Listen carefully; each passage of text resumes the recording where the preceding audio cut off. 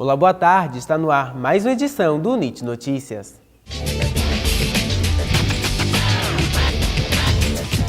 No programa de hoje, uma entrevista especial com Leandro Demore. A gente vai falar sobre carreira e o mercado de trabalho para jornalistas.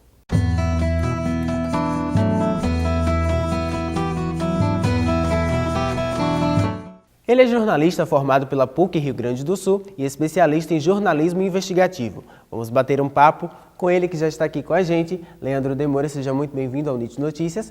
Já começo perguntando sobre o início da sua carreira e por que escolheu jornalismo. Bom, eu comecei muito cedo, com 14 para 15 anos, fazendo um jornalzinho de bar na cidade onde eu nasci. É uma cidade do interior de Santa Catarina, então tinha muito poucos jornais na época, então eu me dediquei a essa atividade quase amadora, assim. E fiz algumas outras coisas ao longo da carreira que nada tem a ver com comunicação, mas sempre trabalhei com rádio, depois trabalhei em jornal, revista, fui produtor de televisão. E aí, quando chegou a internet finalmente no Brasil em 95, aí descobri um mundo ali dentro e não parei mais. E me conta um pouco agora sobre sua carreira, né? Você já passou aí por diversas, até produção de TV, de canais fechados. Me conta um pouco, um resumo da sua carreira. Comecei a trabalhar em sites da internet, na época Portal Terra, que tinha uma redação grande em Porto Alegre, redação de notícias.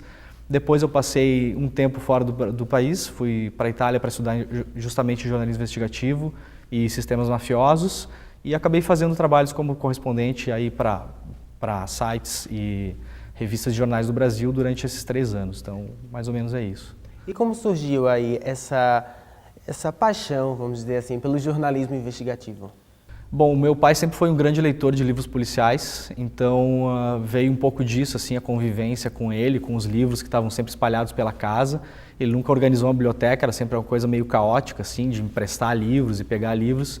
E aí, a partir da literatura policial, que eu comecei a me interessar por histórias. Então, o meu interesse no jornalismo, na verdade, é muito mais contar grandes histórias do que qualquer outra coisa. Você também é escritor, né?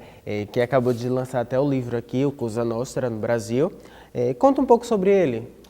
Esse livro é, na verdade, a biografia de um mafioso italiano que viveu no Brasil em 3 períodos. Eu pesquisei a vida dele durante 5 anos, o período que eu estava na Itália, depois o período que eu voltei ao Brasil.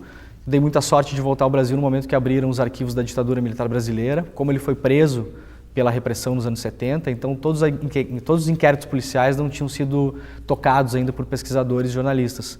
Então eu tive a felicidade de conseguir esses inquéritos e aí acabei escrevendo a história dele, do Tommaso, que é o personagem, que é uma história que ajuda a contar um pouco como a América Latina se transformou num grande polo de tráfico e exportação da violência para o mundo. Então, o que a gente vê hoje de guerra de tráfico, de morro, de guerra às drogas, esse começo tem muito a ver com a vida do Tommaso e com a presença desses mafiosos italianos e franceses no Brasil a partir dos anos 50. Então, esse livro conta um pouco essa história e explica como a gente chegou nessa escalada de violência que a gente vê hoje.